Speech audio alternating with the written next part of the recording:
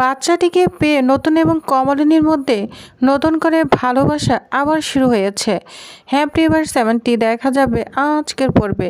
সম্পূর্ণ জানতে হলে ভিডিওতে একটি লাইক দিয়ে চ্যানেলটি সাবস্ক্রাইব করে পুরো ভিডিওটি দেখতে থাকুন।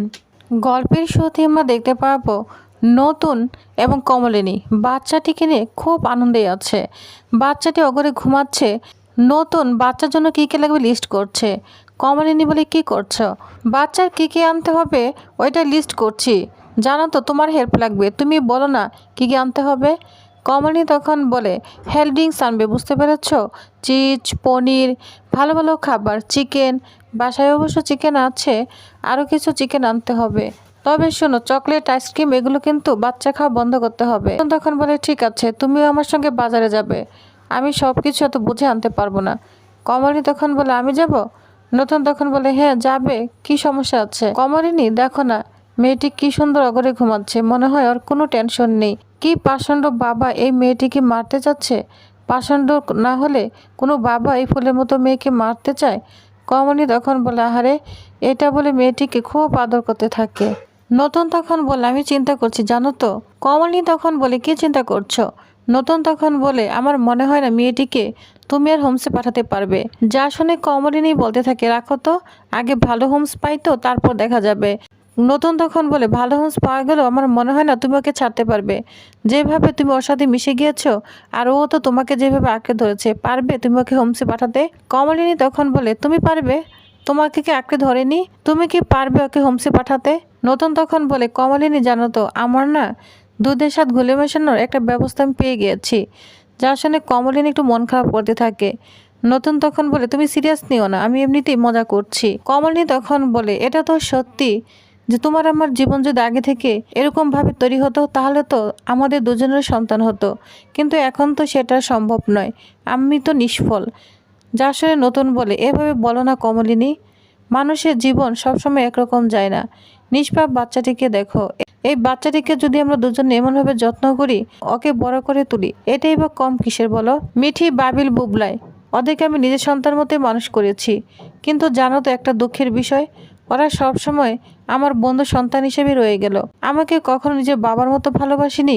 সব দিক দিয়ে বিচার করতে গেলে এটাও তো সত্যি, ওরা আমার সন্তান নয়। আমি নিজের সন্তানের মতো যতই মনে করি না কেন, আসলে তো ওরা আমার সন্তান হয়ে কখনোই উঠতে পারেনি, আমাকে বাবার জায়গাটা দেয়নি, ওরা আমার বন্ধু সন্তানই রয়ে গেল। কমলিনী তখন বলে আমি জানি। নতুন তখন বলে যাই হোক, তাই বলে ওদেরকে আমি কম ভালোবাসি না, সেটা তুমিও জানো, আমিও জানি। তবে যাই হোক, এই মেয়েটা না আমাদের দুজনের শেষ বয়সে একটা সম্বল হয়ে দাঁড়াবে। ওকে প্রপারলি ভাবে আমরা দুজন মানুষ করতে পারি, বড় করে তুলতে পারি, এটাই আমাদের জন্য স্যাটিসফ্যাকশন। কম কি বলো? কমলিনী বলে জানো তো, আমারও কি কম আকাঙ্ক্ষা হয় না? অনেক দিন পর বাড়িতে আমার মিঠির পরে ছোট্ট একটা বাচ্চা এলো, আমার অনেক আকাঙ্ক্ষা হয় জানো তো। আর বাচ্চাটিকে সবাই খুব সুন্দরভাবে অ্যাকসেপ্ট করে নিয়েছে। নতুন তখন বলে হ্যাঁ জানো তো, মিঠি, মিঠিল, বাবিল ওদের নিয়ে আমার কোনো টেনশন নাই, বাচ্চাটিকে সুন্দরভাবে মানিয়ে নিবে। আমার চিন্তা কাকে নিয়ে জানো তো? বর্ষাকে নিয়ে। বর্ষাকে নিয়ে আমার কোনো বিশ্বাস হয় না। বুবলাই কিন্তু ভালো ছেলে, কিন্তু ওর মনে যদি বর্ষা কোনো নেগেটিভ চিন্তা ঢুকিয়ে দেয় তখন কিন্তু ওইখান থেকে টেনা না খুব কষ্ট হয়ে যাবে। কমলিনী তখন বলে আমার শাশুড়িমার কথা বললে না? আমার শাশুড়িমা কিন্তু বাচ্চাটাকে খুব সুন্দর করে মেনে নিয়েছে, কিন্তু যখন চিন্তা করবে ওকে আমরা নিজেদের বাচ্চার মধ্যে লালন পালন করছি, তখন কিন্তু এরকম অ্যাকসেপ্টার থাকবে না। নতুন তখন বলে তাহলে বাদ দাও, এত কমপ্লিকেশনের দরকার নেই। কমলিনী মনটা খারাপ হয়ে যায়। তখন কমলিনী বলে কি বলতে চাও, বাচ্চাটিকে তুমি তাহলে হোমসে পাঠিয়ে দিবে? নতুন তখন বলে জানো তো, তোমার এই একটা প্রবলেম, তুমি সম্পূর্ণ কথা না শুনে আমার উপর দোষ চাপিয়ে দাও। শোনো, আমি ওর সিদ্ধান্ত নিয়েছি, বাচ্চাটি আমাদের বাড়িতে নতুন এলো, ওর সেলিব্রেশন করতে হবে, ওর জন্মদিন কবে ওর মার কাছ থেকে আমরা জেনে নিব, এরকম একটা প্ল্যান আমি করছি। আর তুমি কি না কি যে বলো না। আচ্ছা কমলিনী, আমি একটা চিন্তা করছি, আমরা এই বাচ্চাটিকে যদি এডাপ্ট নিতে পারতাম তাহলে কেমন হয়? কমলিনী তখন বলে খুব ভালো হয়, জানো তো, তাহলে ওর একটা অধিকার জন্মাবে, কিন্তু শুনেছি অ্যাডপশনের অনেক নিয়ম আছে। নতুন তখন বলে সব অ্যাডপশনের প্রসেস আমরা নিয়ম পালন করেই করব, নিয়মের বাইরে কেন করব? ওর মা যদি রাজি থাকে তাহলে এই নিয়মটা আর সহজ হয়ে যাবে। কমলিনী তখন বলে ওর মা তো রাজি আছে।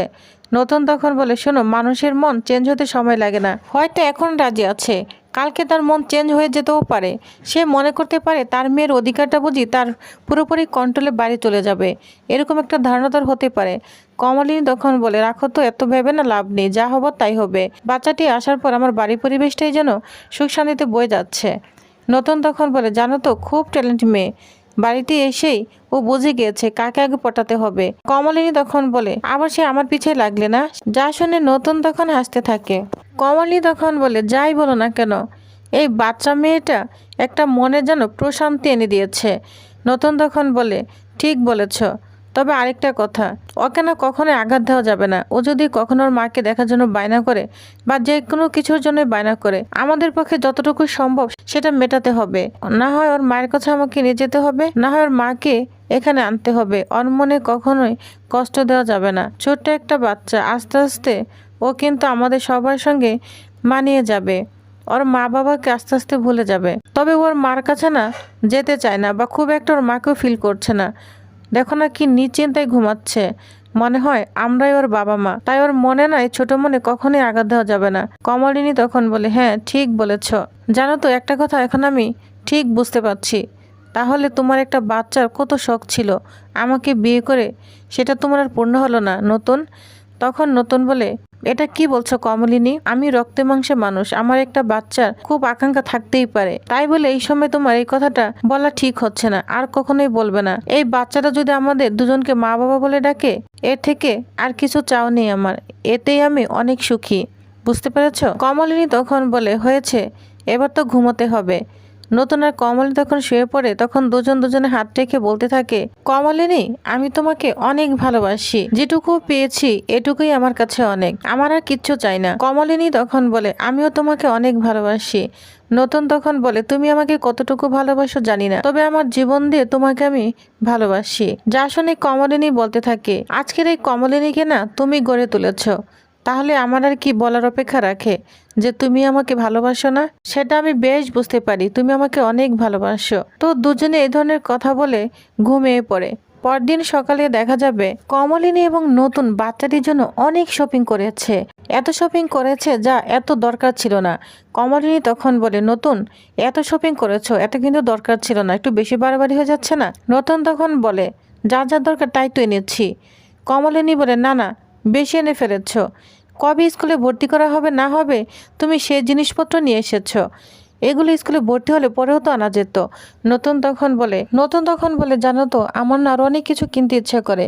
মেয়ে ঠিক না অনেক গরিব ঘর থেকে এসেছে, ওর না পাও না সব পূর্ণতা আমার করে দিতে ইচ্ছে করে, ওর কোনো অভাব না আমার রাখতে ইচ্ছে করে না। কমলিনী তখন বলে, তুমি কিন্তু জড়িয়ে পড়ছো মেয়েটির সঙ্গে, যদি ওর মা এখন নিয়ে যায় তাহলে কেমন হবে? নতুন তখন বলে, যা হবার পরে হবে, তাই বলে আমাদের এই সুন্দর মুহূর্তটা আমরা নষ্ট করব না, বুঝতে পেরেছ? কমলিনী তখন বলে, বাড়িতে যেতে হবে, মেয়েটি একা আছে, আর বর্ষাকে আমার একদম বিশ্বাস হয় না। নতুন তখন বলে, ওকে একদম পাত্তা দিবে না। তুমি কি ওকে পাত্তা দিচ্ছ? কমলিনী বলে, পাত্তা দিচ্ছি না, তবে সবার সামনে যেভাবে কথা বলে আমার খুব ভয় লাগে, মন খারাপ হয়ে যায়। নতুন তখন বলে, শুধু বুবলের বউ বলে ওকে মেনে নেওয়া। মিঠিল আর মিঠি ওরা খুব ভালো, জানো তো, ওদের নিয়ে আমার তো চিন্তা হয় না। তবে চলো, বাচ্চাটি একা রয়েছে, আর দেরি করব না, তবে এক কাপ কফি খেলে ভালো হতো। কমলিনী বলে, দেরি হয়ে যাবে। আর শোনো তো, তোমাকে যতই না করি একটা চকলেট নেওয়া দরকার ছিল। নতুন তখন বলে, নিয়েছি তো। কমলিনী তখন অনেক খুশি হয়ে যায় আর বলে, জানো তো, এই বাচ্চাটা আমাদের দুজনের জীবনটাকেই যেন এক সূত্রে গেঁথে দিয়েছে, আমাদের জীবনে আবার নতুন করে যেন অধ্যায় শুরু করে দিয়েছে। এই বলে দুজনে অনেক খুশি হয়ে যায়। তো প্রিয়বাস, তাহলে আজকের আপডেটটি কেমন লেগেছে অবশ্যই কমেন্ট করে জানাবেন। পরবর্তী আপডেটটি জানতে অবশ্যই আমার সাথেই থাকুন। ধন্যবাদ।